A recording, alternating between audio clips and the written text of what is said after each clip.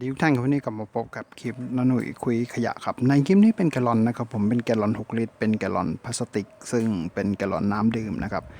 จะไม่ได้ใช้งานแล้วทีนี้จะนำตัวนี้กลับมาใช้งานกันอีกครั้งครับทำเป็นของใช้ในครัวเรือนครับผมโอเคครับติดตามชมกันนะครับจากแกลลอน6 ลิตรแกลลอนพลาสติกครับผม